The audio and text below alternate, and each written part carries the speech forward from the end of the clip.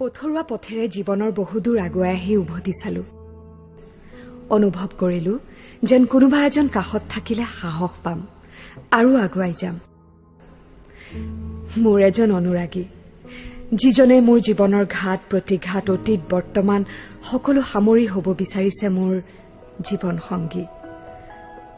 অকণমান জোনাক ভাল পাওঁ বুলি জানি গোটেই আকাশখনে মোৰ কৰি দিবলৈ বিচৰা তেওঁৰ সেই অন্তৰখন মই সঁচাকৈয়ে ভাল পাওঁ। তেওঁৰ মনটোক ভাল পাওঁ। শেষত তেওঁৰ কথাটোৱে ৰলগৈ। অনুৰাগীৰ পৰা তেওঁ হৈ পৰিল মোৰ অনুৰাগ। অতীতৰ স্মৃতিবোৰ একোণত সামৰি জীৱনৰ উকাপথ আকৌ ৰঙীন কৰিবলৈ বিচাৰিছো।